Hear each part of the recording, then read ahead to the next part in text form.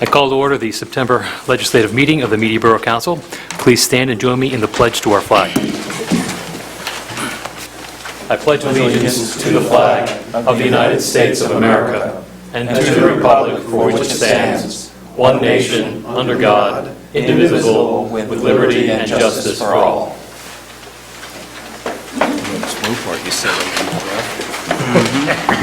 What's that? Thank you all for joining us this evening. We started a little bit late because we had a public presentation just before this meeting, and it ran a little bit over. It was an excellent presentation about the plans for the redevelopment of the Plum Street Mall as a Plum Street Park. I don't know, Brittany, are those, is the draft plan on the website? I don't think it is. Okay, well, it should soon be on the website. We expect that this is something that we'll be taking action on by the end of by next month, so that we'll be in line to have the project starting to move towards the end of the year, beginning of this coming year. All right, so we have a couple of housekeeping matters. We have a couple of meeting minutes. The first is a set of workshop meeting minutes from this past month. Do I hear a motion to approve those as submitted? So moved. Is there a second? Second. There is. Is there discussion concerning the motion? All those in favor, please say, of approving the minutes as submitted, please say aye. Aye. Those opposed, please say nay. Nay. You can't have it both ways, It's been a long week. There's always a naysayer in the bunch. I will abstain. Tell me, Brian. First. So the vote is unanimous with one abstention. I will abstain because I was not present at the workshop meeting this past month. We also have a council meeting minutes from this past month. Do I hear a motion to approve those as submitted? So moved. Is there a second? Second. Is there any discussion concerning the motion? Hearing none, all those in favor of approving the August 18, 2022 council meeting minutes as submitted, please say aye. Aye. Aye. Those opposed, please say nay. The motion passes unanimously. As always, we have two instances of public comment and privilege of the floor, one at the beginning of the meeting, one at the end of the meeting. And there are two ways of participating. One, if you're here in person, you may come to the microphone, tell us your name, where you live, what's on your mind. But first, we will see if we have any comments that were directed to us by way of email. The address is comments@mediaborough.com, comments@mediaborough.com. Karen, do we have any comments or questions by way of email this evening? I do, thank you. This one is from Jeannie Patterson from Fairfax Road in Drexel Hill. Please take action to stop people from stealing political signs. Everyone should have the opportunity to participate in free and fair elections.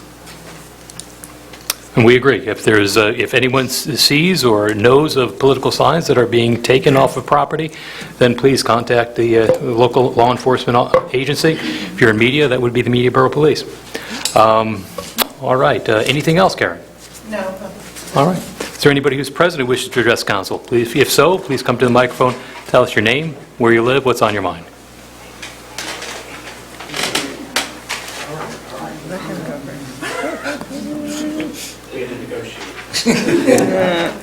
I'm short, so these other guys talk a little bit long. You know me? You know me, right?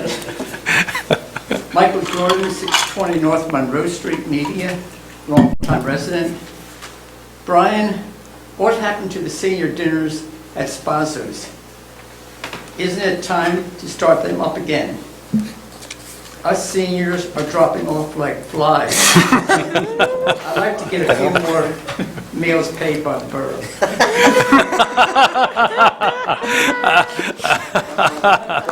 Kevin, I think you can We have, Can I take this one? yeah, we have a front runner for the best question of the year. Thank you, Michael. Kevin. So the reason we haven't done the senior luncheon is to keep more seniors from dropping like flies because of the pandemic. So Right, I now, understand that. so now we did talk about it at the last rec meeting, and we're looking to do something in the spring. Maybe it's Spazo's again. So stay tuned. We are going to bring that back again because Wasn't it at like the Christmas time, Thanksgiving? it used to be right around November 1st, yeah. But it's a little bit late to schedule that right now. So we're probably looking at the spring, and then maybe we can bring it back into fall the next year. But it's definitely time to start it up, and we will definitely do it. So you'll have your lunch, and hopefully in the spring sometime. Thank you. So hang around. What are the senior dinners? I'm not familiar with that. So it's something that Rex started doing years and years ago, because we had a member, and rightfully so, was a little bit, let's say, wanted to keep things equal, because we did a lot of things for families and young children. So she initiated the idea that we would basically pay for lunch for anybody who lived in the borough that was over the age of a certain age, which apparently is 55, and so qualify. But so we started doing it, and we got a good turnout. We had some upwards of 100 people per year, but we used to do them at the townhouse, I believe. And then when they went out, then we moved to Spasso's. But then the pandemic came around, and it's a small enough room that it would have been kind of dangerous to do it at that point. But now, now we have the capability to do it again. So we'll certainly bring that back. Michael would tell you that the answer to Liz's question is that it's the hottest ticket in town. Are you allowed to bring guests that are under 55? If it's available. But they get the children. 55 is the limit, you have to live in the borough. Just saying, to be supportive. Don't worry, your time will come. Let's all hope so. Let's all hope so. All right. Michael Straw, 499 West Jefferson Street, Media, Pennsylvania. I had two issues I wanted to address. First, actually, I wanted to thank Council President Hall for delivering such a swift and concise statement regarding the recent sign stealing that has actually been occurring in Media Borough. Regardless of whether it's an Oz sign, a Fetterman sign, a mosquito shield sign, nobody should be taking signs off of people's property. It's not okay, it's not allowed. I'm sure nobody would want someone to take someone's lawnmower off their property or anything like that. So just leave it alone. And if you don't like that person's sign, you can put up their opponent's sign on your lawn and display your speech. That's what the First Amendment is all about. The second issue that I actually wanted to address is about the traffic calming plan. I've seen many different instances where, in my opinion, I think it's doing great and is actually slowing traffic. But there is one area that I wanted to suggest might use a little improvement.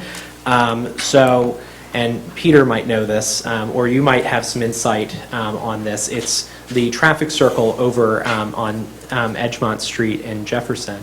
I have traveled that a couple of times a day, basically, and I've seen a couple of instances where it's not being used properly. I've seen people come up and they'll take a left instead of actually using it as it should be, which is a traffic circle.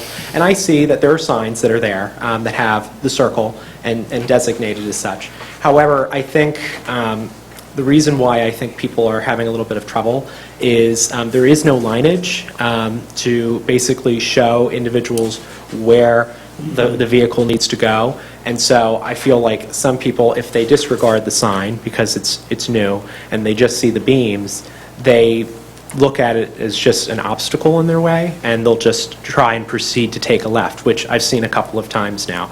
And so it's just a thought, if maybe you wanted to improve on that traffic calming measure, to put some lines down, because I understand you can't necessarily put a big concrete barrier there like most circles, but you could at least add some lineage there so that way people have a better idea of the wayfinding of the circle.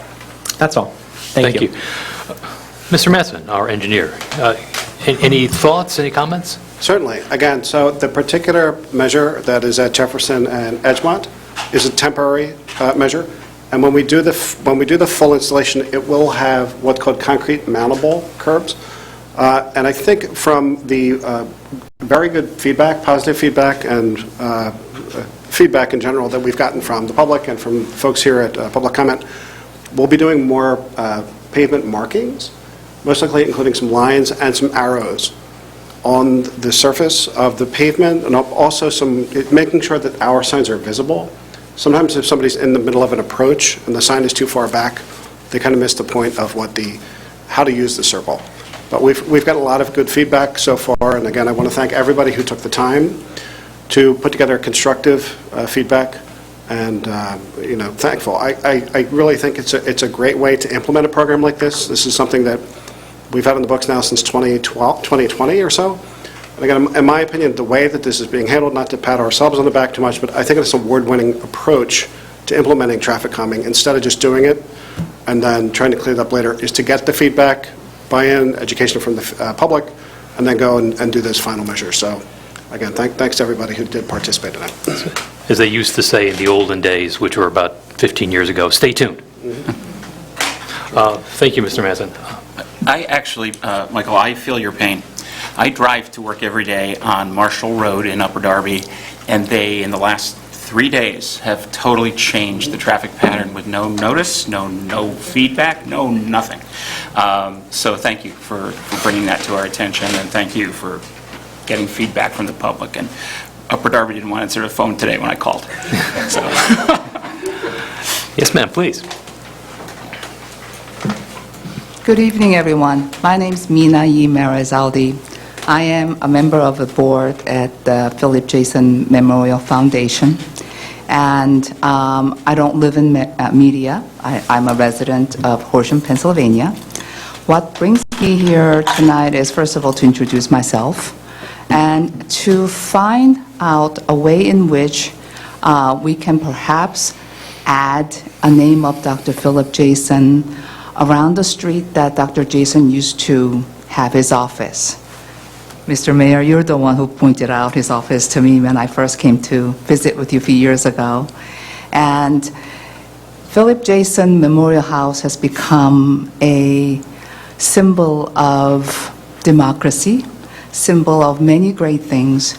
And just this past Saturday, we had the former longest-serving Prime Minister of Korea visit with his wife. And in about a week and a half, we are going to have a Hollywood superstar come to the house for a live streaming event that's going to go nationwide. So Philip Jason Memorial House has become, I like to think, an attraction for media. And I prepared a little something here. First, to find out what do we need to do to follow the protocol to add a name on the street, such as Dr. Jason, and please guide me on what we as an organization, we as a foundation need to do in order to follow all the protocols laid out by the Borough of Media. And secondly, I'd like to extend a personal invitation to the members of the Media Council to please come by for a private tour.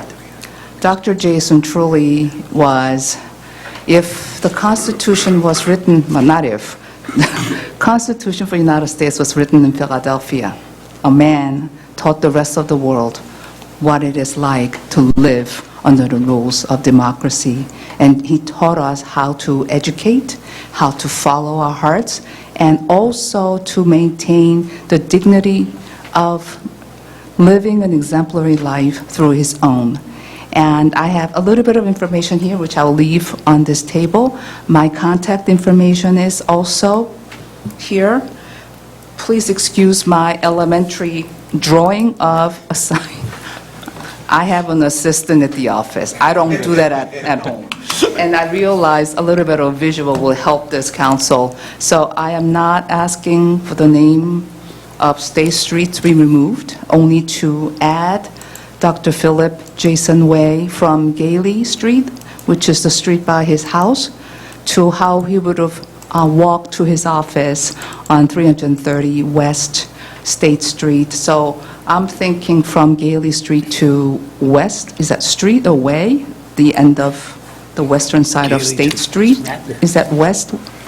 Forgive me for not... It's Radnor Street. Sorry. Well, I will agree with what Media Council or the folks here think is the logical way, because I have an open offer to buy a house behind Dr. Jason's property. So I will be a media resident, and I'm going to start coming to that Monday night dinner for the senior citizens. So the more I spend time here, the more I love this town. I also, for me, Dr. Jason, without exaggeration, in my opinion, he was the greatest Korean person to have ever lived in our history, and he lived right here in media. I'd like to work with you to help him become a symbol of a good life lived. We're also working to now put his history in the history textbooks of Pennsylvania high school students. So we're doing a lot to make certain that the proper light is put on his name. And I'd like to start with a small gesture of our own respect for the man by at least adding his name to the street, and perhaps we can also have a major publicity event when that can happen. So I'm responsible for all those publicities that happens with the Jason Foundation. So I'd like to work closely with you and help you understand what value Dr. Jason and his house being in media can be for media. And I'm also a very active member of Media Rotary, and I've been putzing around cleaning parks in media. And I truly think it's a great, great town, and not to mention the fact that you guys used to have Dr. Jason, so my admirations to you. So, Thank you very much. Thank you. Thank you. Peter, you seem to be, Yeah, I'd like to address some of your points, ma'am. The mayor and I have both spent a considerable amount of time in the past couple years with the Jason Memorial Foundation, particularly George Chith, a member of the board with you. And we agree with you completely about that Philip Jason, first of all, being a remarkably important individual for the cause of democracy worldwide. We agree with you completely on that. We also agree that his reputation is underappreciated, under-advertised. And we think the foundation and the county and the borough and the Chamber of Commerce can all work together to improve that. We completely agree with you. What I would hesitate to do, though, is to commit to some particular thing right now, because I think the synergy possible between all those parties that are all equally committed to this, so long as the Memorial Foundation keeps the pressure on, quite frankly, I think something very good will happen. And quite frankly, I think the timing is fabulous to bring Mr. Jason back to the forefront because of everything he stood for, right? It's very much needed in America today. So we're supportive of you, but I would hesitate to recommend for any of us to make a commitment to do a particular thing now. I'd rather work with all those parties together. Thank you. I actually know of the care you have given to the Jason House, not to mention Mr. Mayor. There is also a personal reason why I am taking on this cause, among other things. Because of the pandemics and having brought a lot of negative attention to the Asian American community, I have personally lost young family friends who terminated their own lives. During this time of suffering, Korean Americans, Koreans in general, we turn internal quiet suffering to a Shakespearean level. We don't talk about it. And yet, I am unfortunately in the position where I hear these sufferings. And I cannot be moving fast enough for people to understand how Dr. Jason had lived. And at least to encourage these youngsters, it is difficult. We're all suffering, but endure. And please take Dr. Jason to your heart, see how he lived, and maybe you can gain some strength. That's what brings me here. And I cannot thank you enough of the gesture. Yes, which is the reason why I'm part of the Media Rotary, Chamber of Commerce. What else do I need to do? I can go clean any parks to go hang out with people, and I've done that at Manchester Park. Because Dr. Jason, among all the board members, I think I'm in a very unique position to speak for him in that his wife was Caucasian. My husband is Caucasian. He had 2 children. I have 2 children. And that makes us, frankly, straight-out Americans. And yet, somehow he is in a category of maybe Asian American, Korean American. We need to drop all of that and see him as a great American who believed in educating in principle of democracy in so many ways. So it is my admiration for him. Sometimes in 100-degree weather, I drive an hour with a couple of buckets of water to go water plants in his house. And I could not spend more time here in media in support of keeping the house and the memorial to look as good as it can.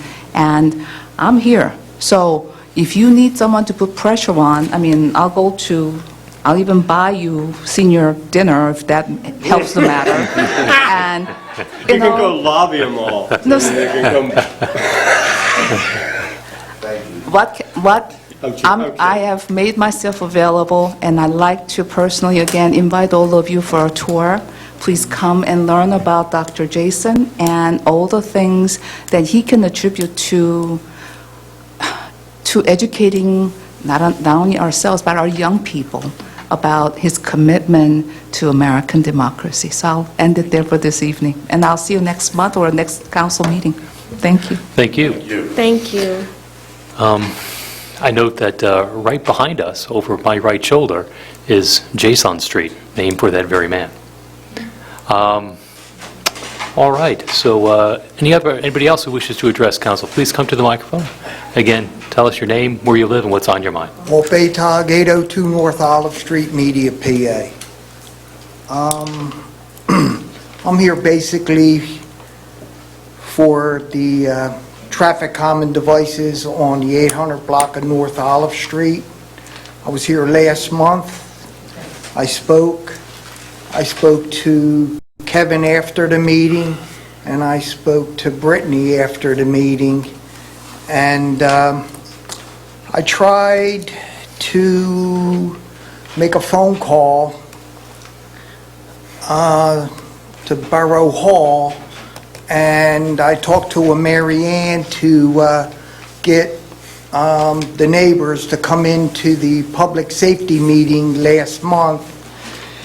And Mary Ann called me back the following day. Oh, I spoke to Kevin at last month's meeting, and I told him I would be at the public safety meeting with the neighbors to go over the problem. No problem, he said. And when I called and spoke to Mary Ann, she got back to me the next day, and for some reason, the public safety meeting was canceled. So we didn't have the meeting. Last month, I spoke to Ms. Foreman. I asked Kevin, I've been asking for 3 months if we can have the yellow line painted down the middle of the street. Ms. Foreman said she would take care of it, so I'm giving her the opportunity here because as of today, nothing's been done. She said she would take care of it. So I think I give her time between now and the next public thing to see if who she reached out to, Mike Green, because I called Mike Green a week and a half ago about it, nothing. So this gives Brittany time to let everybody know how she communicated and what was going on via email, phone call, or whatever, to have it done because nothing's been done. Also, I spoke to Kevin here. We've said he was going to go with the traffic calming speed bumps put in. I do have pictures. What? I do have pictures of what has been proposed, of what's in the neighborhood right now and what's going on and how the cars are parked and how it's not working in the neighborhood. So when I spoke to Kevin last month, he said we would go with the traffic calming devices, put them in, and try that out. So I don't know where we stand with that, or is that something at the public safety meeting next week or whatever? I spoke to somebody the other day about making sure that we could come to the public safety meeting this month. and the girl I spoke to said I would have to talk to you, Kevin Yes. Boyer. It was, About I it. take responsibility for postponing it. There were a couple members that were away. Okay. And I didn't know there was anything pressing, so I postponed it, so that was my fault. So we are going to meet next week, and you're welcome to bring your neighbors. Okay. And we spent lots of time in traffic calming, and as Kevin had said earlier, Yeah. Jefferson Street, but I know we've done a lot of work at the top of your street. We're not doing speed bumps, we'd never mentioned that, but we are going to do the curb cutouts and, or the bump outs and that kind of stuff. Well, that's not what I was told. We had never planned to put speed bumps in as far as... But perhaps our engineer can shed some light on this. Sure. Again, so we met, when I say we, I mean, we have been synthesizing a lot of information that came in from public comment. That public comment includes information that came in over the web, over Facebook, over the different outreach we've done, including information from these meetings. We did have a meeting with myself, our Borough Manager, our Public Works Director, to go over all those recommendations and see if there are any changes that we want to go. And I think what the policy has really been from Public Safety, from Public Works, and again, when I have gotten the different opinions from our emergency responders, from our police, from our Public Works, the desire isn't to go with speed bumps, temporary speed bumps or things like that. And again, there's a number of reasons for those objections. So there are several different measures that are slated to go on North Olive Street. Right now, we have 2 that are temporary. And again, it's a matter of looking at it, having it evolve. Right now, we also have the speed trap sign that's over there. Again, I've noticed as I've traveled on North Olive Street, the people do slow down. So the radar machine is out there today. I noticed that was out there today. So again, it's an evolving process. Also, hand in hand with that is the stormwater improvements that are currently being developed by MG Engineering Associates, so that the final implementations as far as the hard concrete applications will go to be installed. But again, it's an evolving process. With again, there hasn't been definitive conclusions about precisely what will be done. Again, I've heard, again, most of the neighbors have come out and they have been very patient on North Olive Street. We had a meeting in the parlor. It was probably 5 years ago. Again, at that time, there was a series of gradual steps that we wanted to do on North Olive Street, ranging from painting to putting out additional signage to making hard changes in the field to increasing police presence. Again, it's really a matter of continuing to do the studying and taking a look at it and then doing hard implementations. President Hall, if I may add just a little bit of context and clarity to the other portion of it, because I thank the engineer and Councilman Boyer for answering the other pieces. So at the end of last meeting, certainly Mr. Baytag and I spoke about the yellow lines, and I said that I would look into it, not that I would take care of it, because I will never just immediately say I could take care of something, but I said I would look into it, and I thought it would be something very simple. Of course, government is never as simple. I do want to share with you that we have had some conversations about the lines. That whole area, Ridge down to Olive, is a part of a much larger grant project through PennDOT. And so anything that we do there needs to be PennDOT approved. And so I think that we're going to need to have further conversation about those yellow lines that would be on Olive Street. And it would be something that we can discuss at Public Safety in the future. But I did have conversations, I did look into it, had initial conversations with our Public Works Director and found out there's a little bit more kind of regulations that we got to do because of that PennDOT grant that's coming down Ridge and Olive Street. So, Thank you. I hope that sheds some light on this topic for you, Mr. Baytag. And as I understand it, there will be a public safety meeting next week? Yeah, it's always Next week? the fourth Thursday, so that would be next week, next Thursday. And that would be a good opportunity We'll be up in the second floor conference room. We've been meeting live again, so. That would be a good opportunity to raise these issues again and see if there's been any headway on them. I'd just like to chime in. I am glad that we do have our, I call them the radar boxes that reference speed. When that study is complete, I believe most of the time the police department leaves them up for about a week. If once that data is in, if Brittany or Kevin or the mayor could make sure that study gets sent out to Borough Council so that we get to see what the speeds are. I think that's very important. So at least we have some data to go with, before we start to make any rash decisions. Thanks. All right, anybody else who wishes to address council at this time? Yes, Mr. Berman? I had emailed you something that you might share. Mr. Berman, you need to go to the microphone. Tell us your name, where you live, and then what's on It's your a mind. requirement of the law, not Of us. course. My name is Richard Berman. I live at 18 East Jefferson Street in Media, PA. And I am actually asking, I had requested a variance for a porch addition.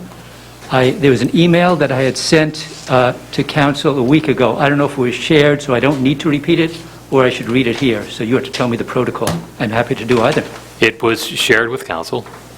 Then this can be a very short time with my mic, unless there are any questions on that. No, okay.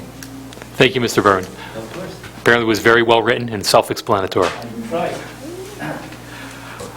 Anyone else?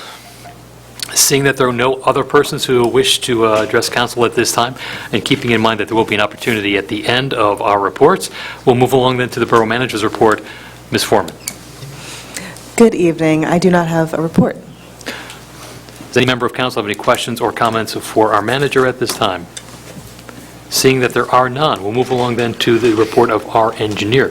Mr. Mattson, you haven't said a word this evening. No. Yes. Mr. Mattson, the field is yours. Thank you, Mr. President. Just a few updates. The APS installations on Baltimore Pike are active at the moment, but they're still bagged until our PennDOT rep comes down next week to do the final walk. That meeting is scheduled for September 23rd. The gentleman's name is Paul Lutz, who did the initial walk with us back in April, and then Paul and his team have to verify that everything is in compliance with the plans and PennDOT standards. So at this point next week, we should be fully operational with our APS systems along Baltimore Avenue. For those of us who aren't familiar with those acronyms, what is APS? Certainly. So on the west end of town, again, when one is crossing Baltimore Avenue or Brook Street, whichever happens to be, there are devices that allow the pedestrians to cross those streets, and they talk to you, and they tell you when it's safe to cross and when it's not safe to cross. APS stands for Audible Pedestrian System, and it really is designed primarily for those in the borough that are visually impaired. And again, it is something that provides an audible cue as to where the crosswalks are and when it's safe to cross. So Thank you. we're doing installations at 8 intersections along Baltimore Avenue. I have a question for you, Kevin. On those places where the new devices are in place and the arrows, that you press as a pedestrian are there, when you press them, you can't tell whether you've made any contact or anything. There's no, response. That's true at the moment. That's what I was wondering. Is that temporary? Yes. Okay, good. Yeah, and there will be again, they're sensitive to there will be a very low clicking sound. So if somebody walks up and they can't see it, it'll more or less, I don't want to say echo, but it'll tell them where it is. So again, so you'll hear a very low clicking sound. When you hit it, it'll start. Great, that's noise. great, Kevin, thank you. So I look for that hopefully next week. The wayfinding project is in full swing.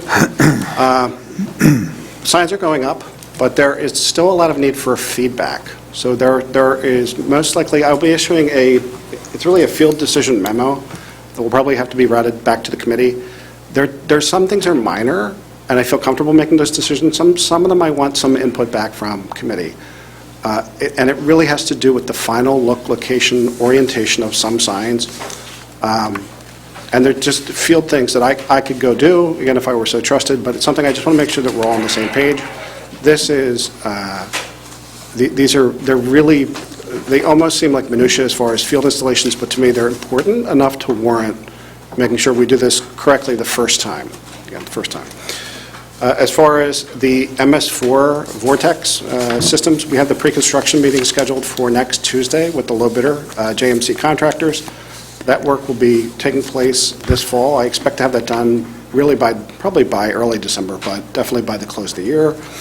And then lastly, we also have a pre-construction meeting scheduled for the Growing Greener application at Jefferson and Olive, Jefferson and South, with the low bidder Chipoloni, and that meeting is scheduled for tomorrow morning at 10 a.m. So a lot of construction either in progress or about to be kicked off. So unless there's any other questions, that concludes my report. Does any member of council have a question for our engineer? Thank you, Kevin. And just for clarification purposes, these projects that you're talking about, many of them are generated out of our traffic safety study that was approved a couple of years ago. Is that correct? Some of them, again, some of our projects are mandated by either the federal standards for the Clean Water Act. The Clean Water Act, again, from 1972, became MS4 back in 1990. MS4 is municipal separate storm sewer system, and that delineation makes it different from places like the city of Philadelphia or Washington, D.C., where there are combined sewers. So our sanitary flow that comes out of our houses and out of our wastewater is separated from our storm sewer. So we are an MS4 community, which means we have two completely separate systems.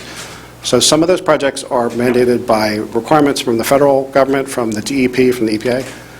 As far as the traffic calming implementations, some of those go hand in hand with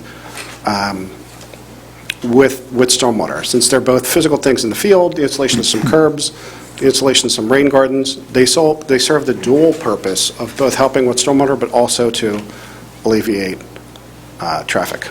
So again, thank you. A lot of functions, a lot of project goals to meet with these implementations. We now have the counterpoint, our solicitor's report. Mr. Ewald, welcome. Thank you. It's a pleasure to be here. Mr. Scott did not send any additional report. Does any member of council have any questions for our solicitor? Hearing none, we'll move along then to the mayor's report. Mr. Mayor. Okay, August was a very busy month for the police department. 631 complaints, I'll read a couple of them. Medical emergencies, 57. Public drunkenness, 6. Thefts, 16. Traffic accidents, 23. Alarms, 42. Assisting other police departments, 49. Assisting the public, 58. And disorderly conduct, 18. I want to make a comment about Dining on the Stars. This is the 15th year. The last 3 weeks, except for the rain out, we've been averaging 2,100 diners per night. And that's pretty high. We have a couple new restaurants that are doing well. So if you can do the math, they're taking in probably somewhere around $70,000 each Wednesday night. So it's been pretty good for the last 3 weeks and getting better. So that's it. Thank you. Does any member of council have any questions or comments for the mayor? Hearing none, we'll move along then into our committee reports. Properties, Public Works, and Fire. Councilman Robinson. Good evening. I'll try to be short and sweet, so due to the time. First and foremost, I say every single month for the volunteer firefighters, for Media Fire Company, we're always looking for volunteers. Anyone who would be interested in serving the Media Fire Company, stop by the firehouse. They can use firefighters, or they can also use administrative staff. So if anyone's interested, take the call, go to see the fire chief. On a very high note, I did run into the fire chief last night, and so this is at a very high level. Maybe Kevin Boyer may have some more information. We have discussed for months about issues with regards to our EMS and some of the relationships with the hospitals and which help fund them. That sounds to me that we are having some very difficult times.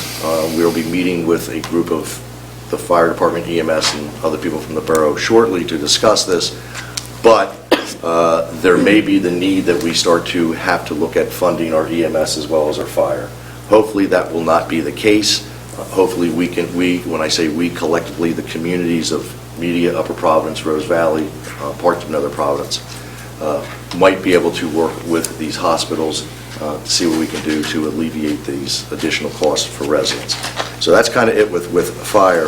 I do have a couple agenda items, and I'm going to try to go relatively fast. The first one is I'm going to make a motion this evening to adopt Ordinance 1156 of 2022, amended restated stormwater management ordinance. I am not going to read it because it is 30, 40, 50 pages long.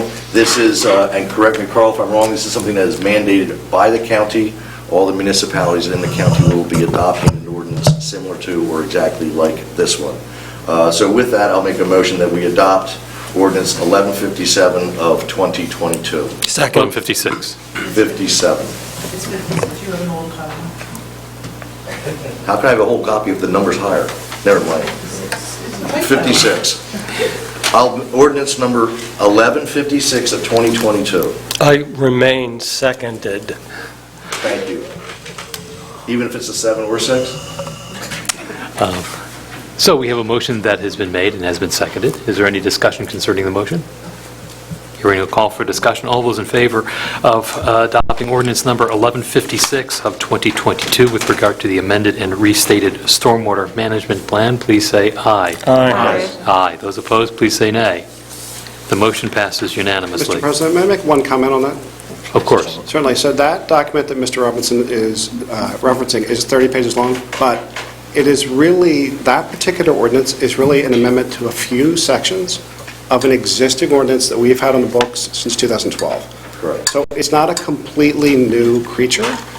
It's really probably parsed selective edits to what's been on the books and what we've already been practicing to protect our watersheds, to protect flooding, to protect our stream banks, to protect our residents from the effects of stormwater. So there are a few changes that have been amended, but on the whole, even though it is lengthy, it's really consistent with what's been on our books for the past 10 years or so, and perhaps even more than that. I just want to make that note.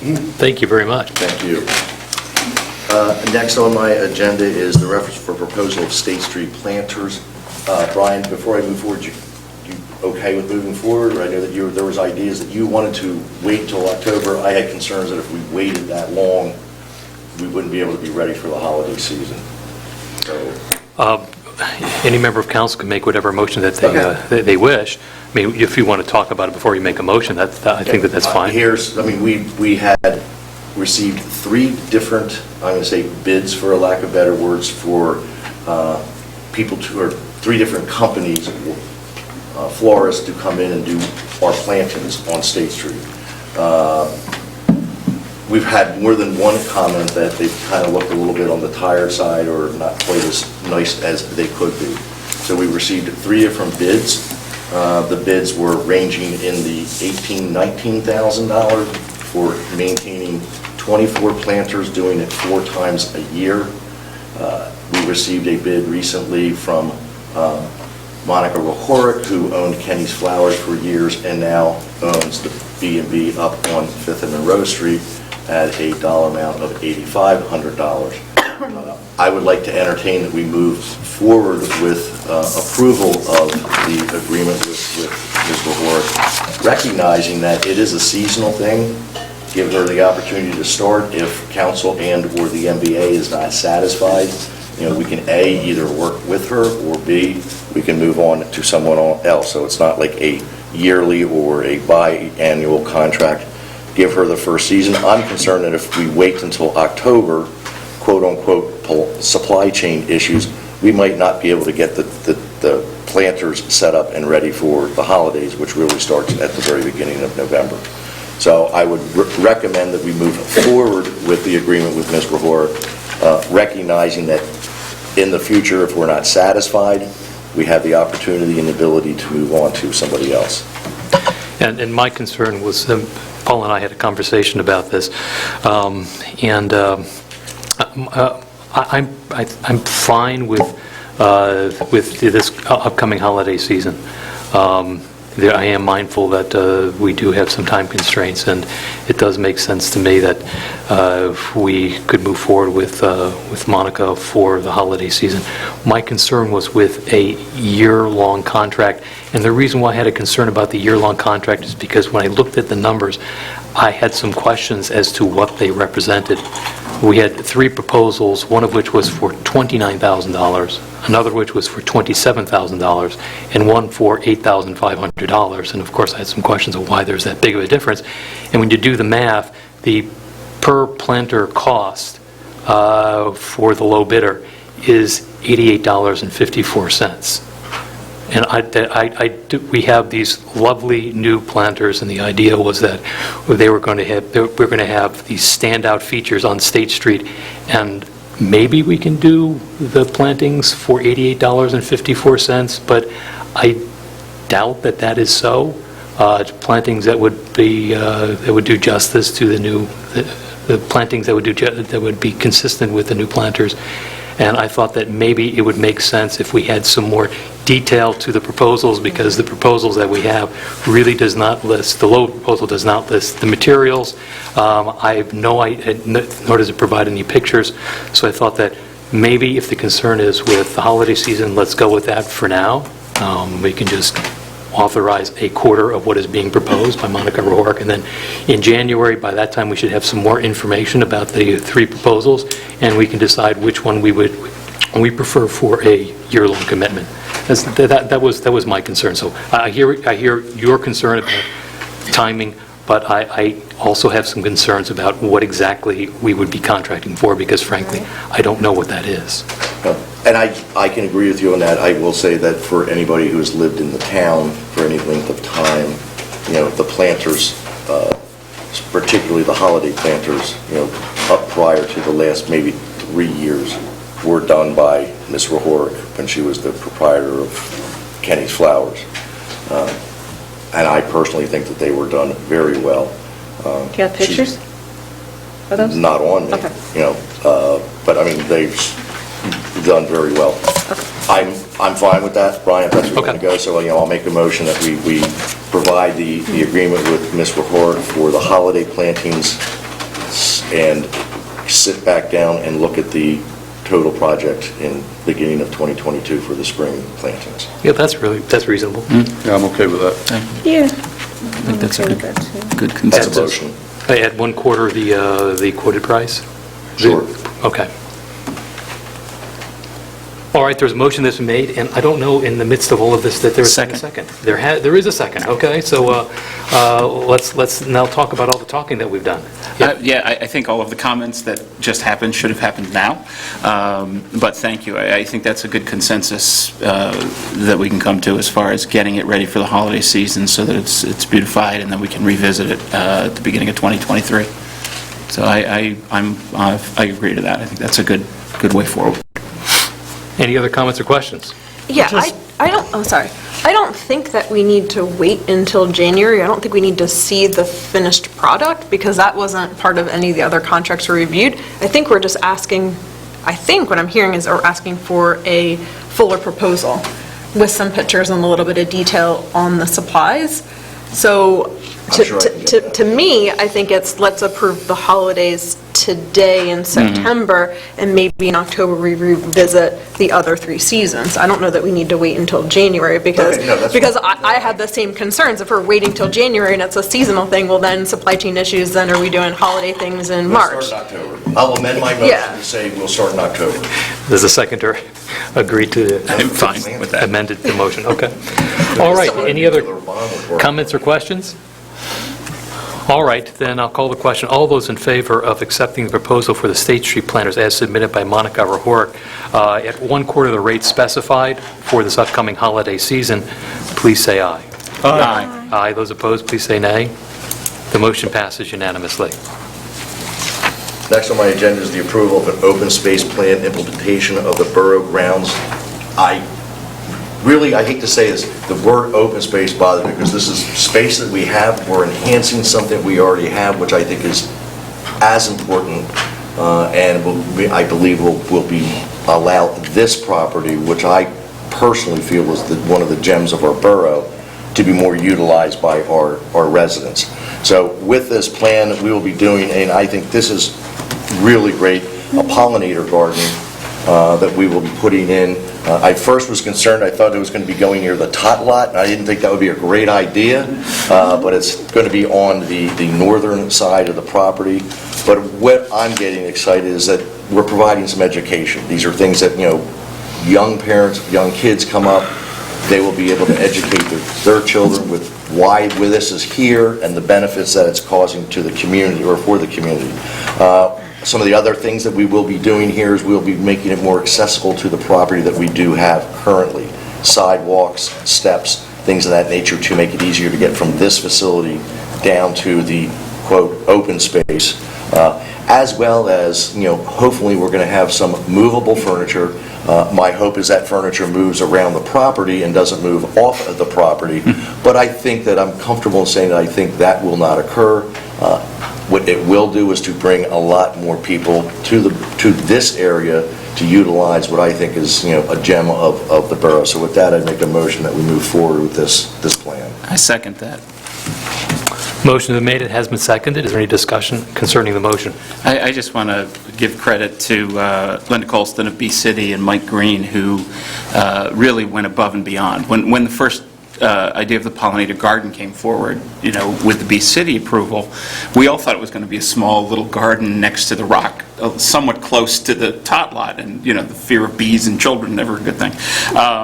Mike has 1,100 square feet that he's already laid out, and they have a plan, and they have a number of plants they're looking at so that it will be beautiful throughout each of the summer months, and they looked at the sunlight. It's really something. It'll be exciting. Yeah, it's exciting. So anyway, I just want to give my full support to it. Briefly, I just wanted to add that there's a retaining wall at the corner of Monroe and Thank you. I 3rd, did which not would know. help with erosion from Erosion. water as well. It'll make a vast change. If I may add something, particularly, Paul, since you mentioned your discomfort with the word open space, which is like a broad term. And a lot of people in the profession distinguish between open space and or what they call passive open space and active open space, right? So that piece has kind of been a mix of both with the tot lot, and then the rest of it has been more passive, right? But it gets so heavily used. Yes. It's been so well loved, it's really kind of beaten up. And I think all we're trying to do is address that and make it a better spot, so that... It will be even used more. Yes, Yep. exactly. So people besides just parents of kids will sit beside the tot lot because it's a nice place to sit. So I think it's great. I think it's a wonderful thing that It's we're a doing. great plan. Any other comments or questions? Hearing none. All those in favor of approving the open space implementation of borough grounds and with the pollinator garden, please say aye. Aye. Aye. Those opposed, please say nay. The Last motion on- passes unanimously. Thank you. Last on my list is a maintenance contract. Most contracts that we do is a low bid type of contract. This is people use different terms. I kind of call it, aim and shoot. It's the type of thing that we will have a contract with this individual that if we have a project, certain projects within the borough, maintenance type projects, that we'll say, what will you charge us to do this project? And then between different committees and our engineer will make the approval of that project and move forward with the contractor. We had two people that came in and gave us presentations. The one in which we are going with tonight is a Donald E. Reisinger Incorporated. Who has had the contract for the last 2 years? Last year. So it was a one-year contract. If you wanted to see wanted to see his work, we replaced the ADA ramp coming up into our borough facilities, our police department just recently. I think it made a significant difference to the appearance of our building. He has done good work. Our Public Works Director, Mike Green, has had nothing but good words to say. So I think we're fortunate that we're able that he continued to have the desire to do work with us. So I'll make a motion, we enter into the maintenance agreement with Donald E. Reisinger Incorporated. Second. Motion's been made, it has been seconded. Is there any discussion? Question, Paul. Do they do just exterior work, or do they do... They do both. They do both? Correct? Yes, that's what I thought. They did a lot of work. Parlor. That's on the list. It's on the list. Been talked about a couple of different times. So, Any other calls for discussion on this matter? Hearing none. All those in favor of approving the Reisinger Facilities maintenance contract as described by Councilman Robinson, please say aye. Aye. yes. Aye. Those opposed, please say nay. The motion passes unanimously. And I apologize, I thought I was going to be quick, but that concludes my report. Thank you. Any questions or comments for Councilman Robinson from any other member of council? Hearing none, we'll move along then to personnel. Councilmember Joy Washington. All right, thank you very much. I do not have a report. That concludes my report. Well, thank you very much. Thank you very much. Are there any questions or comments from other members of council for Councilmember Washington? Hearing none, we'll move along then to the Media Business Authority. Vice President Liz Romaine. Thank you, Mr. President. It is the most wonderful time of year for events that are going on in media, so I just wanted to flag a couple that are coming up. Dining Under the Stars will be going through the end of September, so I believe that means there are 2 more Wednesdays left. So if you haven't gotten a chance to enjoy it yet this season, or you'd like a repeat, certainly encourage you to consider going out. We are continuing the last two Wednesdays with featuring our nonprofits and music that is sponsored by the Media Arts Council, and it'll be a lovely, hopefully weather-wise, next 2 weeks. We have a new event on the calendar that's sponsored by the NBA on Sunday, October 9th is a fall festival. It'll be an 11 a.m. to 5 p.m. day, so certainly check that out. A non-NBA event, but a Rec Bard event that I'm helping to plan is a Halloween parade that is going to be Saturday, October 29th at 11 a.m. with a rain date of the next day, but hopefully we won't need that. Fall Restaurant Week, sponsored by the NBA, is going to be November 6th through the 12th, and a sort of NBA, not NBA, but NBA partner event, the Santa Parade Fun Run and Block Party, is going to be this year, Sunday, November 27th. And that's all I have. That concludes my report tonight. It's quite a bit, actually. Any comments or questions for Vice President Romaine? Action-packed. That's fantastic. All right, we'll move along then to Community Development and Historic Architectural Review Board. That's my portion, that's my report. Don't really have much in the way of announcements other than to repeat what I had said earlier today. We had started tonight's meeting about 10 minutes late. That was to accommodate a presentation by NV5, which is our consultant on the Plum Street, I'll call it the Plum Street Redo Project, which is quite exciting. It's been out there for quite some time, and we look like we'll be in position to move forward with this next year. But for now, we are looking at potential passage by Borough Council this coming month. Those of you who are interested in seeing what this looks like, there is a preliminary plan on the website, and that gives you some flavor for it. And at some point before the next meeting, we will have on our website, we should have on our website, the draft final plan. So keep an eye out for that if you are interested. I have 2 action items. One involves a zoning variance application, and the other involves a change order for an ongoing project.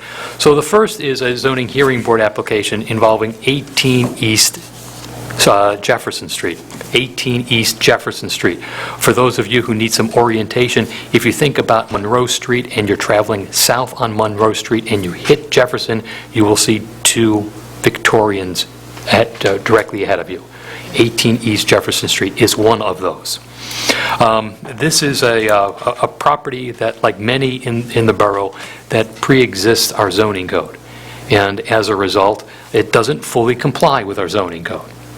In particular, in this case, this is in our R1 district, and the requirement under our zoning code is that there be at least an aggregate of 25 feet setbacks on the property, and no less than 10 feet setback on any one side of the property. This property is about 3 feet off of the eastern property line. So if you're standing on the sidewalk looking at the building, and on the left-hand side you looked at the wall of the building, the property line is just a couple of feet off of that wall. So it doesn't comply with our zoning code, which says that it needs to be at least 10 feet. It's what the zoning code calls a pre-existing non-conforming structure. Our code permits development of these types of structures so long as the line that is established by the existing structure doesn't go closer towards the property line. The gentleman who's here tonight, who owns the property, would like to move the back part of the structure. He would like to build an addition onto the existing house that would encroach further into the side yard setback. And we get very close to the property line, I think about 9 inches away from the property line. He would like to put in an exercise spa-type room at the back of his home, and because of the dimensions of how these things are made, he can't make it narrower than that would allow it, so that would keep the existing line of the house. So his wish is to take down an existing porch, which is in line with the wall of the house, and replace that porch with this exercise spa area that would encroach a little bit further into the side yard setback. Those of you who are devotees of our meetings might recall that this is something that we talked about a couple of months ago. And we actually took action. Well, actually, we didn't take action at the time. We discussed and we decided not to take, well, we don't take any action, but we decided that we'd send our solicitor to oppose this. After that, we learned that because of some miscommunication, that that should not have been on our agenda for that evening. So recognizing that we made a mistake, we are now revisiting that issue. Mr. Bourbon was good enough to come to our workshop meeting earlier this month and explain to us what it is that he would like to have done. And there was a healthy exchange between him and members of council. I think we fully understand what it is that you wish to accomplish. The tenor, if I may speak for the rest of council, the tenor of the conversation from the borough side was that, or the focus of it was on the issue of hardship. In order to qualify for variance, there are several steps that you need to take. Ultimately, the decision as to whether or not a variance, the test, or a variance should be granted is for the zoning hearing board. That's an entirely separate body from this body. It's an independent body. They make their own determination. And one of they will look at what they call a hardship test. Part of that hardship test is whether what is being proposed to be built or proposed to be developed, that there's no possibility that the property can be developed in strict conformance with the zoning code. In other words, is there another place on this property where this exercise spa facility can be built that would be in conformance with the code? And after discussing this with Mr. Berman, I think it was apparent to all of us that the property is large enough and there is a significant amount of space for this facility to be built on the property in strict conformance with the zoning code. So that's where we got, that's where we stuck. We didn't see that this would meet the hardship test, because if the applicant chose to put this facility elsewhere on the property, he could do so without any type of zoning relief. So having discussed that and thought this through, I will make a motion tonight that we send our solicitor to oppose this variance request.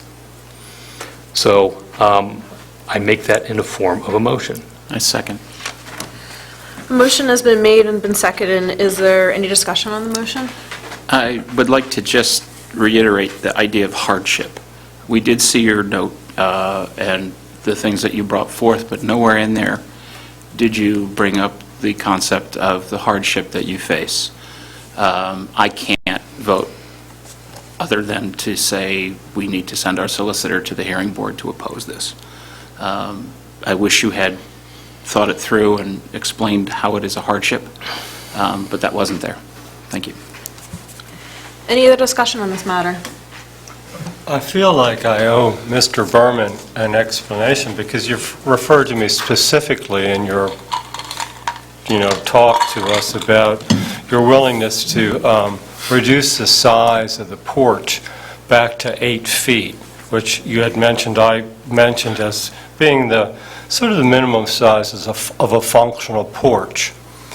I want you to understand that when I was discussing that with the other members of council, I was relying on President Hall's description of your matter. And I didn't realize at the time that the reason you really wanted this porch, let's call it, was because you wanted to put the endless pool in it. I mean, it's just the facts. And, It's actually one of two things. yeah, while I did say that 8 feet would be a reasonable dimension for this, I didn't understand that that was the principal reason. So I don't feel comfortable voting yes for this because I did make a previous sort of compromise position. So I'm not going to vote yes for this, but I want you to understand in my heart, I would otherwise, but I opened my big mouth previously, so I don't feel right saying yes now. Any other discussion? All right, if there's no further discussion, all those in favor of the motion to send a solicitor to oppose the application, say aye. Yes. Aye. Those opposed, say nay. Nay. The motion passes 6-1.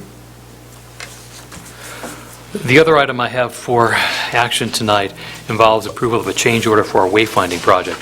We've already mentioned the wayfinding project earlier this evening. If you've been downtown at all over the past few weeks, you've seen that there are a number of colored signs that are appearing on various posts throughout town. That's part of the wayfinding project. It will continue for some additional weeks. But as we are working through the project, as is usual, there are some changes to the work that is being done. I think that our engineer will nod his head vigorously when I say that oftentimes, once a project is underway, you find things in the field that cause you to make some changes because things aren't as large as you thought they were going to be, or they're too small, or you find that there's an abandoned pipe underneath those bricks that no one knew that there was going to be abandoned pipe under those bricks, and now you got to deal with it, and that's going to have an effect upon the work and potentially the cost of the work. So the wayfinding project, there are several change orders to the contract with the contractor that have been proposed, and they've a number of items. One is a kiosk pad down by the Wawa. Part of the project that will have kiosks throughout town that will have information about the town on them, and one was proposed at the Wawa. There's some question as to where exactly that would be located, and depending upon the location, we might need to put a concrete pad to support that kiosk. The good news is that we met last week with representatives of Wawa, and they seem to be amenable to the change of the location, which might obviate the need for a concrete pad, which is good. Even if we did have to put in the concrete pad, I think the item cost of it was $2,600, so it's a small cost given the scope of the project and the cost of the project. That's one item that was proposed to change. Another was banners that are proposed to be affixed to the lighting along State Street, and the changes for slightly smaller banners, but more of them. Also adjusting the size of a couple of the gateway signs to fit with field conditions. And lastly, reconstruction of the sign at the west end of the borough where State Street joins up with Baltimore. It's been in sort of a half-ruined state for the past couple of years as a result of being on the wrong end of an errant vehicle. And so there's an opportunity to restore it to its original glory. So those are the change orders, and of course, on balance, they're going to cost money. The good news is that when you look at the overall cost of the project, we're still underneath that cost. And as I understand it from Mr. Mattson, he does not anticipate that we will have any more or any other significant change orders for this project. So at present, we are below the number, and it's likely that we're going to stay below the number. So I think that these are reasonable changes that are being proposed, and I move that we approve all four of them. Do I have a second? I'll second. All right, a motion has been made and seconded. Any discussion on the matter? All right, all those in favor of approving the change order number 2 for the wayfinding project, say aye. Aye. Opposed? The motion has passed unanimously. And I don't have anything else for action tonight, but I think that the wayfinding project, if I can take just a minute or so, I think it's very useful for us to think about it. The wayfinding project, I think the consultant's report, the plan, was approved in 2015, like 7 years ago. I could be wrong on the number, but it was a while ago, more than 5 years. And that was the result of a consultant's work that involved the public and other stakeholders. It took a couple of years to get to the point where we had a plan to approve. Nearly 10 years for us to, from the idea to the execution. When we think about the projects that we have recently approved, I think that's useful to think about. It takes time to work these things through. It takes time to get these things right. And the wayfinding project, I expect, is going to be evidence of that. So let's give it a little bit more time, and I think that you're going to see even more changes that will be helpful to the borough. Certainly will look better, and will also have effects on circulation of traffic throughout town, which will have effects upon traffic volume and traffic safety. So it's a good thing. I'm glad that it's happening. Any other questions or comments for Mr. Hall? All right, we'll move along to the Public Safety, Recreation, and Board of Health. Councilmember Boyer. Thank you, Mr. President. I have a few announcements from Rec. The summer movie season out in the field went well. The last movie was back in August, so thank you to the Rec members for staffing the snack bar and supervising the movie. This Saturday, will be the Spirit of Philadelphia trip. And Karen, do you know, are there still tickets? Yeah, there were still a few tickets. If you still want to go, you can get one. They're $50. That includes a bus that leaves from Olive Street at 10.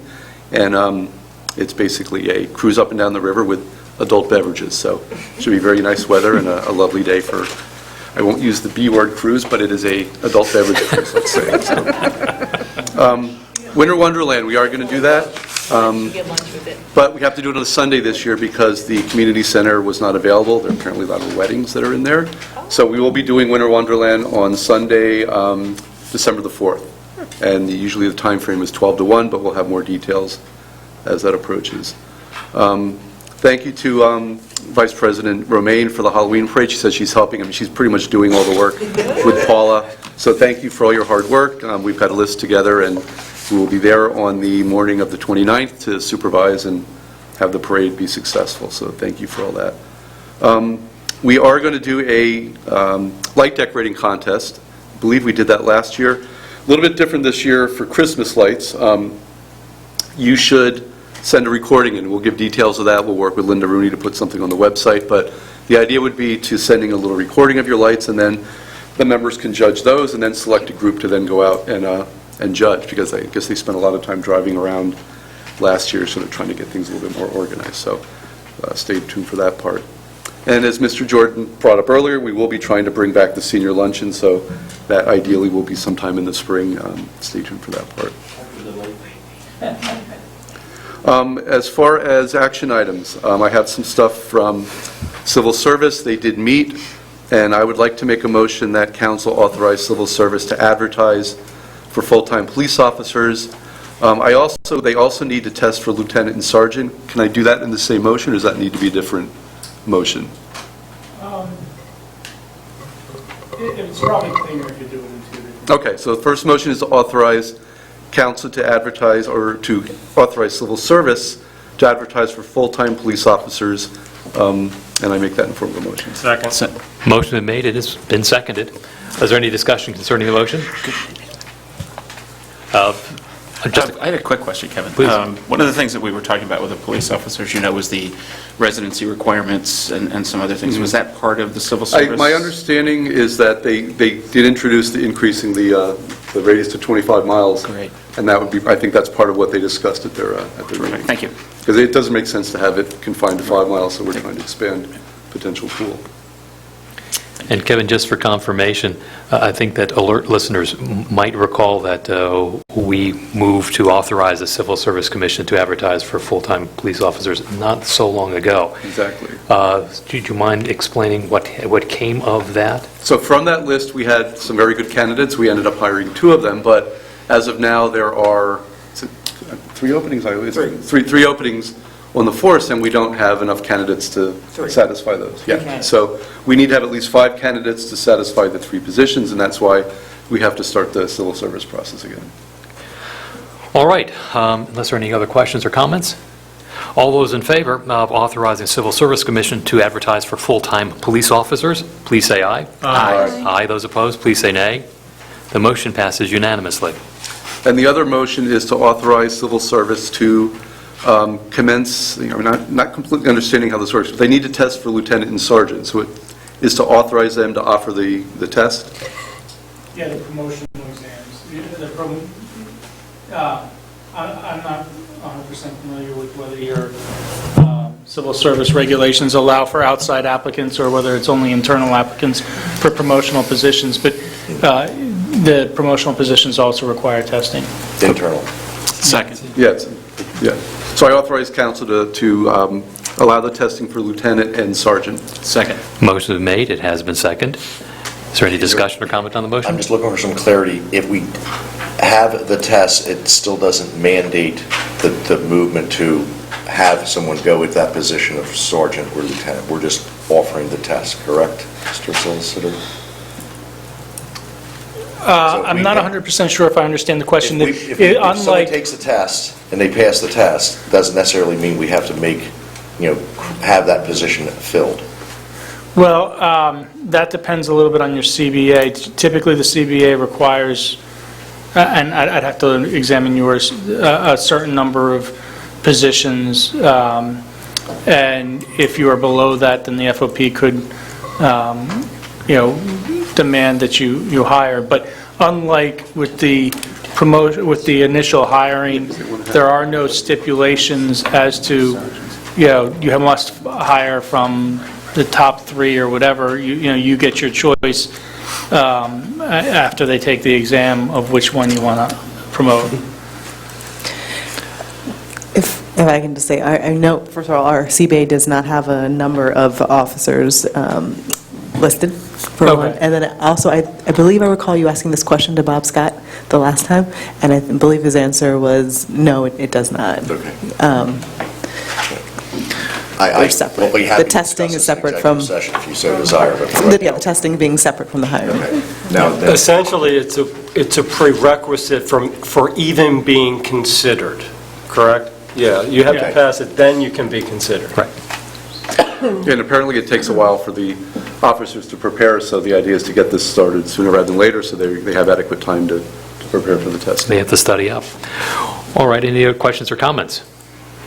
Hearing none, I'll call the motion. All those in favor of authorizing our Civil Service Commission to commence the process of promotional examinations for the positions of lieutenant and sergeant, please say aye. Aye. Aye. Those opposed, please say nay. The motion passes unanimously. All right, 2 more action items, and I'll be quick. The third one's the mass gathering permit for the Media Arts Council's Mactoberfest. They've been doing this pretty much monthly through the summer, and I move that we approve the mass gathering permit. second? Motion is made. It has been seconded. Any discussion? Hearing none. All those in favor of approving the mass gathering permit application for the Mactober Fest to be held October 22, 2022, behind the Mac the Mac Gallery on Jasper Street, please say aye. Aye. Aye. Those opposed, please say nay. The motion passes unanimously. And the last action item is to move approval of hiring Lori Devlin as our environmental recycling inspector. We had discussed this at workshop and figured to move her from a health officer into somebody who's going to enforce recycling and participate in environmental issues. So I move that we approve her position. And Kevin, just to clarify, is that going to include the plastic bag? Or? Yes, she'll be moving into that aspect as well. Okay, thank you. Second? Motion has been made. It has been seconded. Any discussion on the motion? Hearing none, all those in favor of approving the hiring of Lori Devlin as the environmental recycling inspector, please say aye. Aye. Aye. Those opposed, please say nay. The motion passes unanimously. Just one other item, back with rec, we are down 1 member on rec, so if anyone out there would like to serve on the rec board, it's a great position, very rewarding. Contact Paula, send us your information, your CV, and you can be on board. But we are down 1 person right now, so. we need another? have to be a media resident? To be on the rec commission, you have to be a media borough resident currently, yes. And that concludes my report. All right, thank you. Any questions or comments for Councilmember Boyer? Hearing none, we'll move along then to Finance and Shade Tree.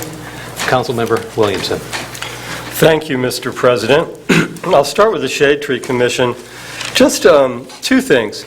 First of all, the Shade Tree Commission worked very hard on a brochure that I believe is going to be mailed out very soon. It's really kind of packed with information about how to take care of your own trees and how to contact the borough should you be interested in planting or having the borough plant a street tree for you. By the way, the borough is always interested in any property owner who might be interested in planting a tree between the sidewalk and the planting strip. The planting strip between the sidewalk and the curb, where street trees which belong to the borough are planted. You don't have to pay any money for such a thing, and we'll take care of any sidewalk damage that may occur as a result. So if you're at all interested, get in touch with the borough for a tree, and we'll try to fit you into our schedule as soon as possible. Okay, that's all it for the shade tree. For the Finance Committee, we had our annual pension meeting. Once a year, our pension fund manager comes in and describes to us how wonderfully they've done, or not, depending on the year. And this year was one of those sobering years. All of you that have a retirement account or anything in the stock market know what's happened this year. And I was somewhat relieved to hear that as of the date we met, anyway, the portfolio was only down about 10% year to date. It seemed to track what the overall stock market did. It was down more than that before, but since June it started to come back again. So it's about only down 10% for this year. All pension funds, retirement funds, any kind of funds that are largely in equities go up and down. But largely historically they go up more than anything else, and that's why retirement funds are so much put in them. For your information, media has about $23 million in pension funds, most of that in police funds, but also a large portion in non-uniformed pension funds. We have them in a municipal retirement trust, which is an arm of the Pennsylvania State Association of Boroughs. That trust has $333 million in it, so we are 7% of the total. We were one of the first municipalities to enter this trust. We've been in the trust for 19 years straight, and as a result, we are going to consider alternatives, and the staff is preparing an RFP to go out for retirement services. Not that we're particularly unhappy with this group, but we just want to see what else might be out there. So that was really the result of the pension meeting. Members of the police staff were there, asked good questions, and I think it went pretty well. As far as our budget goes for the year, we're on track. Things have been going well. We're ahead by about $2 million right now, but that's only by virtue of the fact that we haven't paid our big debt note yet, and we haven't paid for the two municipal obligations that we have for our pension funds, which will come up as an action item later. So by the end of the year, I expect we'll be slightly ahead of where we ended up last year, and in a surplus of several $100,000, but we'll see.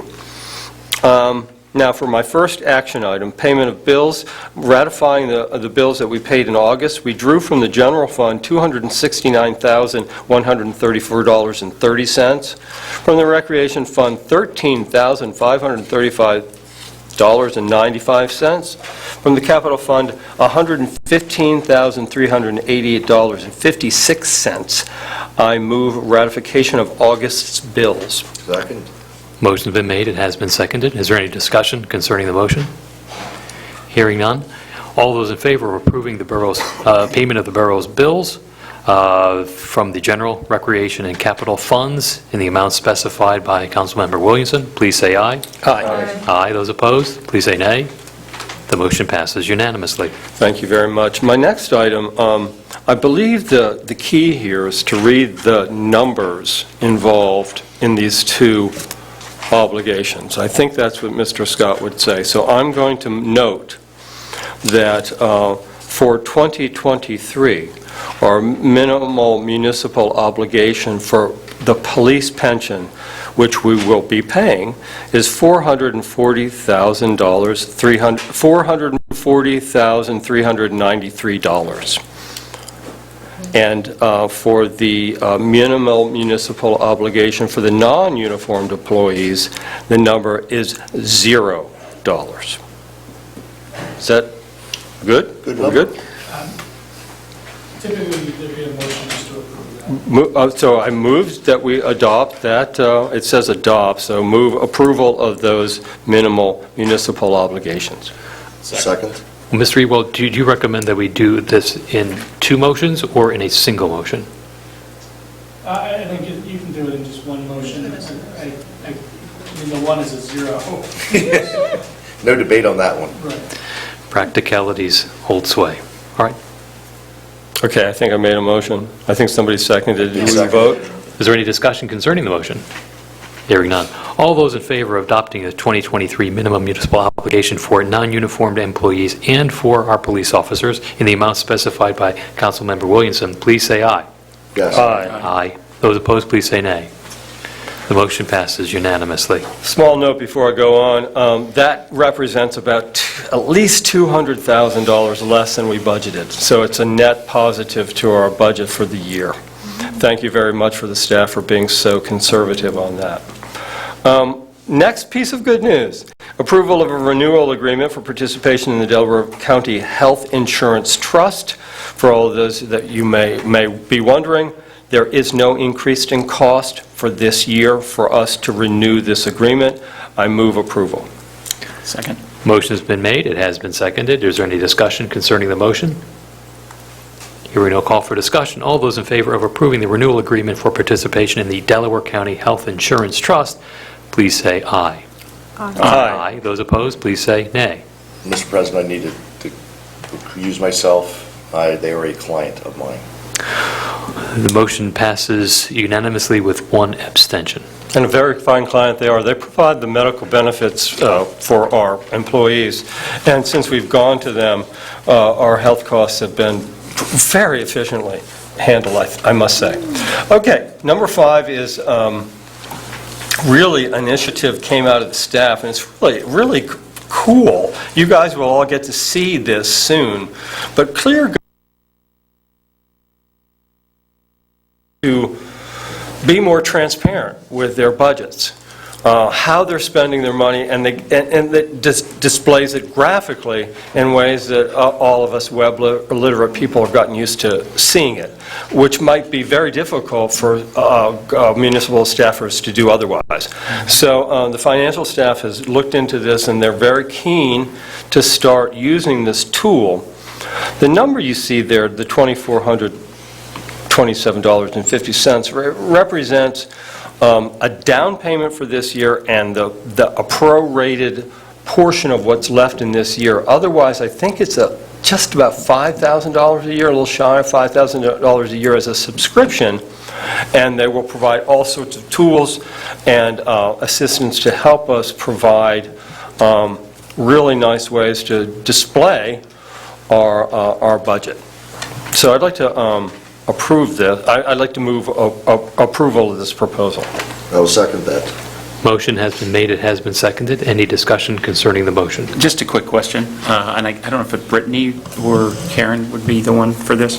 The new website host, do they work Yes. in tandem with this? Yes, they will Okay. work with it. And yes, we're very excited about our new website. It should launch in January. Great. Excellent. Any other questions or comments? Thank you. Hearing none, all those in favor of approving the proposal from ClearGov, I apologize, ClearGov, in the amount of $2,427.50 for online budget book, please say aye. Aye. Aye. Those opposed, please say nay. The motion passes unanimously. That concludes my report, Mr. President. Thank you very much. Thank you.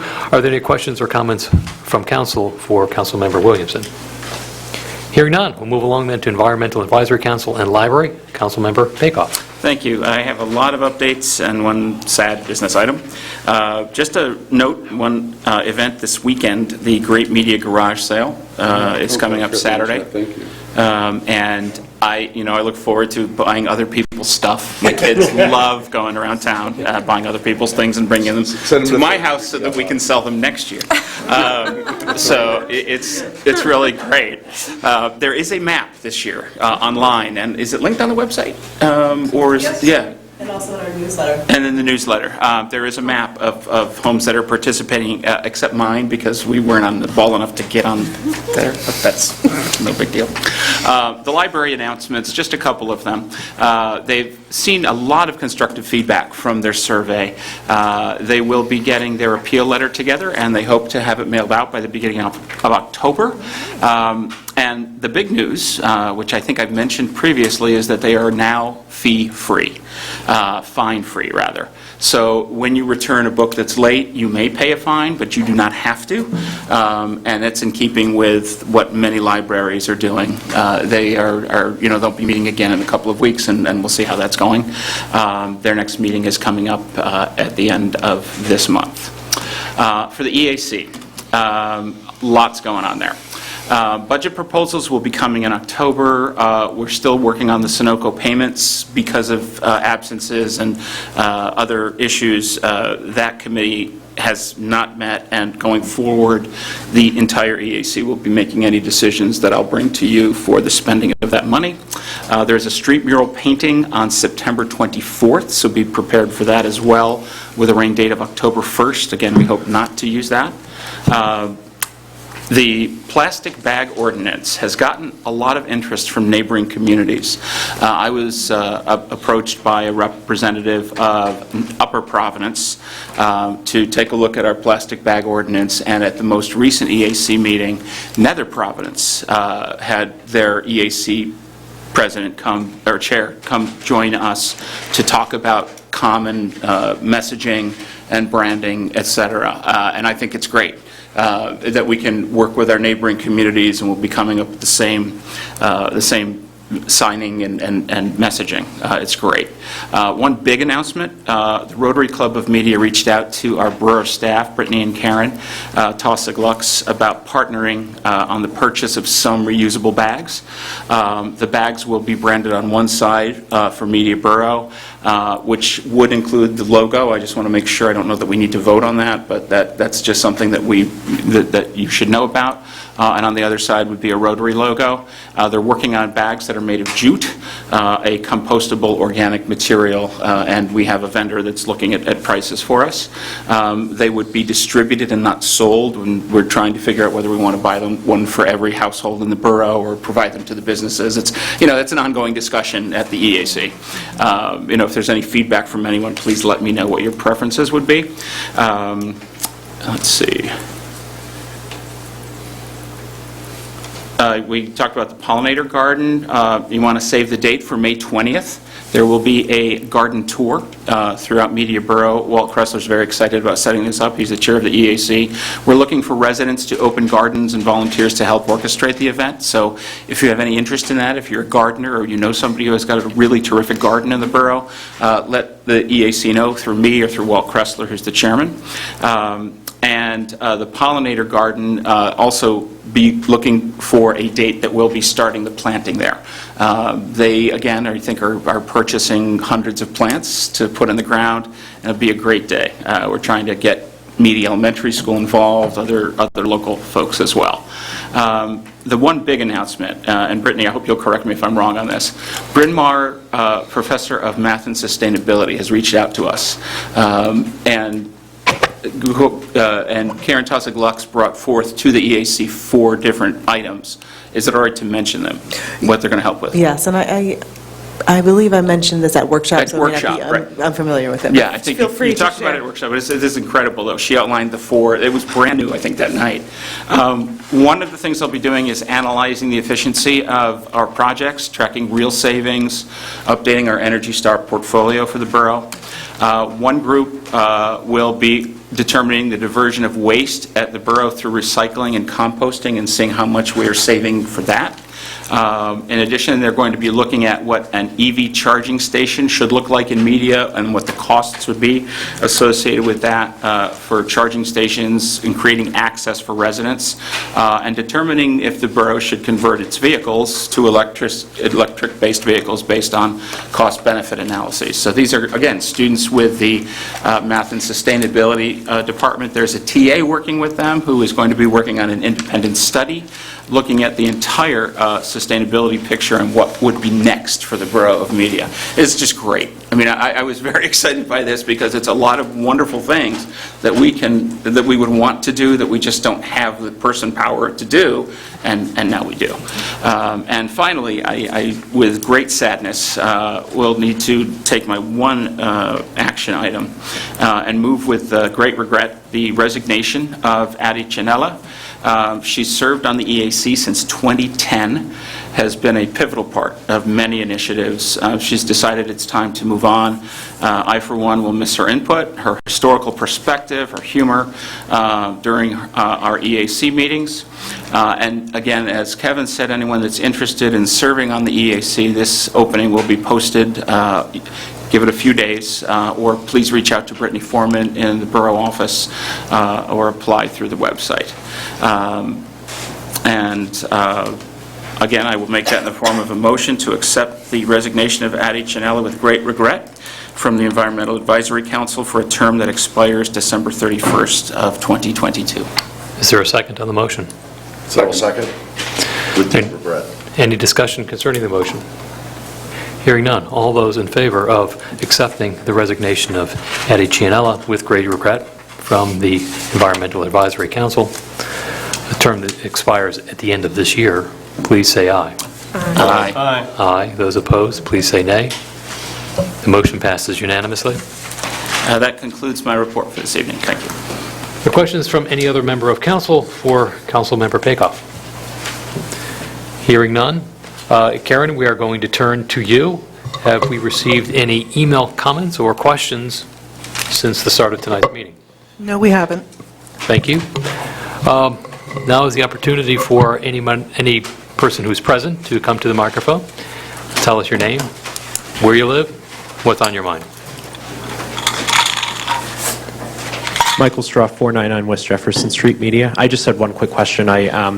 Mark, when you were mentioning about the Sunoco check, it wasn't clear to me. So are you saying that the ad hoc committee for the check has dissolved and it's going to be the full committee now, or? The committee met a few times. Addie was a member of the committee, and one of the other members of the committee wasn't available for the EAC meeting this month. So there really was no action on it, and we didn't bring it forth because we knew that one member wasn't going to be there. I reiterated, quite honestly, your exact point at the last council meeting, that the money should be spent on initiatives within Media Borough. So going forward, the entire EAC will be discussing them, and hopefully I'll have something to bring back, most likely for the workshop in November. All right, well, hey, that's great, because now the whole committee will be doing it. The next Correct. meeting, it'll go through. Thank you. Thank you. Thank you. Hi, I'm Kevin Kellogg, 1 East Jefferson. I've had a few signs stolen from my property 5 times, things like that, so thanks for announcing, not to steal signs off of people's properties. In terms of signs, there's 14 signs on my corner, okay? Dog pooping signs, kids at play signs. My lawnmower guys hate it, okay? So if we could reduce the signage, and my kids are learning how to drive too, and so they're distracted with all these signs, which way to... Do you mean municipal signs, sir? Yes, yes. The kinds that have the pole that's permanently in the planting strip? No, Okay, they didn't thank steal my signs, mine were political signs, but there's 14 municipal signs on my one corner outside of the, So, if we can reduce the signage, I think that would be helpful in terms of focusing, on things like that, so. Do those 14 include the stop signs? Oh, yeah. So you're including things like, A street sign, stop sign, no playing in the street sign, pick up your dog sign, stuff like that. There's 14 signs on my corner, which is a little bit of, and BVM had 2 signs, and I wrote a note to the two signs right next to each other, 3 feet apart. And so, yeah, they're pole signs, municipal pole signs and stuff. Just be cautious, enough is enough, what do we have to say? There's no kids playing in my street. Excuse me, can you just share what the intersection is? Jefferson and Jackson, a $20 bill and a $2 bill. We haven't heard that before. Thanks. There you go. I know you have. So, in the hearing impaired button, on those signs, or the seeing impaired, I don't know how they find those buttons. If I can't really see, on Baltimore Avenue, I don't know how they find those. I mentioned earlier, perhaps you weren't here or didn't did, yeah. They click. So they make a little bit of a clicking noise, and as you're approaching, the clicking gets louder. It's pretty neat. All right, well, I didn't hear They'll it. make very gentle clicking noises. Yeah. Fair enough. So here's the street calming thing. I think 175 pages I went through, sent the township maybe a year ago when they published this. Borough. Sorry, yes. 3-page, 5-page thing about comments. I think it'd be a good idea to get statistics on who appreciates it and who doesn't off the website and stuff like that, because it's one thing to say, hey, it's welcomed by a lot of people. Well, if you're right in front of, the street where they're speeding, then you're going to like it. And so with people who drive cars like I do, we pay through fuel tax, the pavings of the streets and things like that. I talked to my trash truck guy. He complained to, the borough, right? Borough, right? He complained, he goes, this is not going to work, going around these things and the circles and stuff like that, it's a pain in the neck. So anyway, just do I just need a correction here. So you are relying on our trash truck driver and not our engineer for statistical information? No, statistical information is his, but also feedback, directly from the employees, like the snowplow guys and things like that, should have input as well. They do. Okay, great. Well, anyway, I don't... For the record, they do. I mean, we have a public works director that works hand in glove with our engineer, because yes, we recognize that we do have to plow streets, we recognize that we do have to pick up trash, and so we take those into consideration. So we do our homework. It's not like we just go out there and say, hey, let's just go throw a couple signs up for the heck of it. And just for the record, I believe the area that you're talking about isn't your property. It is public right-of-way where the signs are located, okay? I shovel it and I mow it. Technically, Councilman Robinson is correct. Media is different than many towns in that our right-of-way actually extends beyond the curb. So it's roughly about 40 feet wide at pretty much any street in the borough. And if you walked off, you'd probably find out that anywhere from 6 to 10 feet from the curb line up to what you consider your property is actually borough property. So that's not my private property. If I put a for sale sign up there, that's not That's correct. All right. Well, there you go. So I guess they can take whatever they want.